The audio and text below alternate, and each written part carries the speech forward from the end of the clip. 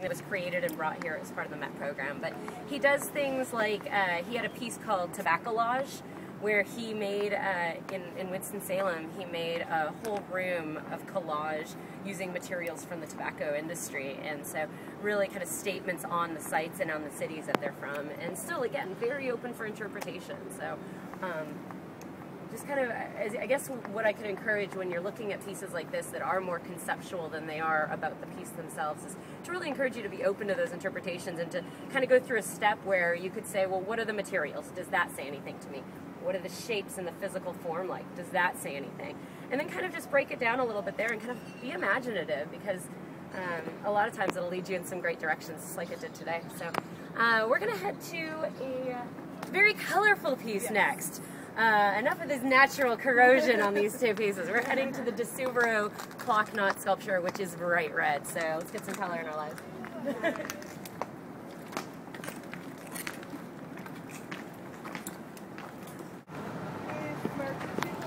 Clock knot, and we can actually walk up to it, but just from here, what do you see and how is it different from what we've looked at already?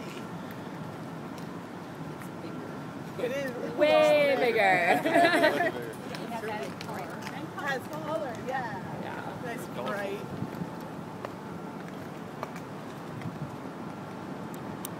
It's also way more smooth. The other ones kind of had like a texture to them. This one's like all polished feeling. All right. What do you think about the size? How does that affect your viewing of this piece? It's definitely more dramatic. Drama's a good word. Yeah, very dramatic. I think it's cool. You have to look up at it. Yeah. The backdrop quite a bit, no matter what. It's not human scale. No. But what's funny is, like, from this angle when we're looking up at it too, like, the scale of the building behind it becomes wonky, to me at least anyway. Like, 'cause it's a giant building, but it seems smaller because the sculpture is so big. I've never noticed that. Yeah. Well, this piece is interesting. You can walk up to Yeah. it. Right, the grassy space too totally changes. The others are all on pedestals, and this one's like right in the grass. Think about how it's laid out here.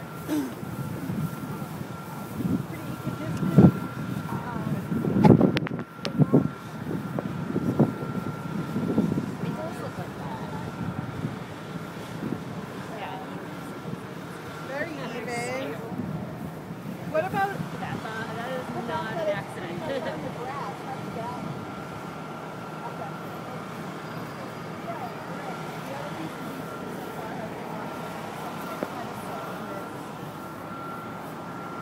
I think sometimes here, I don't know, the other ones had, it's very industrial, very, kind of, almost not sterile, but very, not very dirty, for like, but this, same material, same basic style, beams and bolts, but you make it bigger and you put it on grass and it just seems a lot more inviting.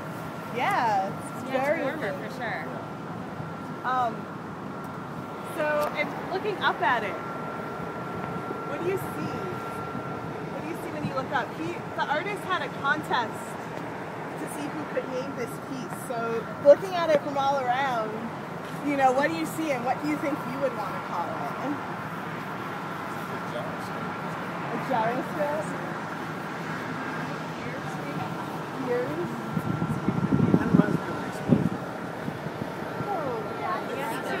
Going out. Yeah, Like going out. almost like a fireworks or something.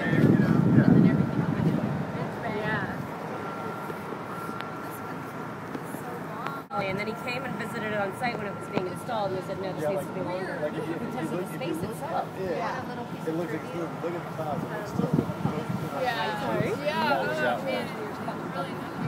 Really? I would always heard I-beams. It's crazy.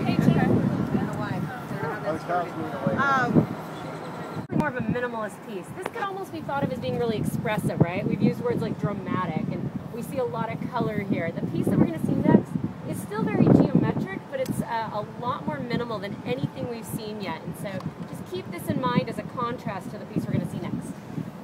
A little bit loud over there, so if everyone wants to kind of gather in closer, I'll try not to lose my voice over the buses. Right. Alright, so we're looking at a minimalist sculpture from 1965 by the artist Tony Smith. And what makes this piece so different from a lot of the other ones that we've been looking at today is because it's kind of in the interpretation of the piece, in that it's not meant to tell a story the way that the Lipsky is meant to tell many stories, really any story that we want. A piece like this that comes out of the minimalist art movement was a reaction against the abstract expressionist period of the time. Anything that was just fluid, of movement, and kind of like the large sculpture we saw, but maybe more on painting. And so if you've seen like Jackson Pollock paintings before, this movement was kind of a reaction against that, saying we should return more to the basic shapes and basic forms and basic colors and see where that gets us. Let's explore that. So, in exploring that, what basic shapes do you guys see here today? Triangular prisms. Triangles, prisms, what else? What other basic shapes is he using?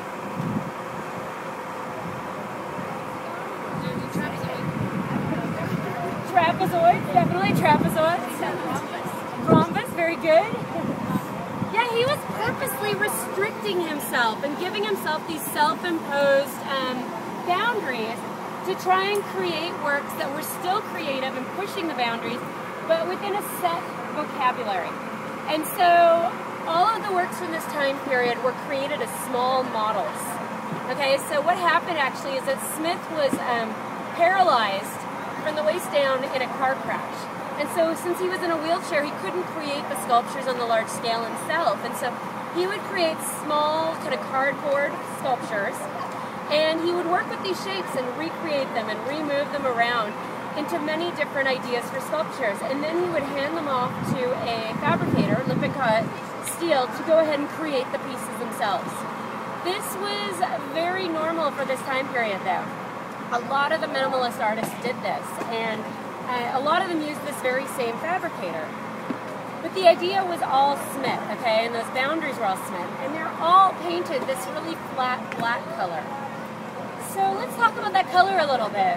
Why do you think, I guess in a return to basics, why black? Because he had a couple other basic options, right? You could go with gray or white or regular color of the steel. Why black? Well, I think black, it's the absence of all color. So if you want to be minimalistic, I mean, nothing is more minimal than no color. Than no color. And when we're looking at it, is it all the same black? It doesn't appear to be. Right, when the light hits it, it's not. I mean, it is technically the same color paint over the entire piece. But when the light hits it, you can see so much more to it. And so I think black, even though it's the absence of color, it also picks up on shade and on lighting changes more than white would in a lot of ways. So, it's exactly a matte black, which is totally particular to that. Do y'all think that the top piece and the bottom piece are the same? Can you tell from this angle? Any guesses? Let's move around it a little bit, as much as we can.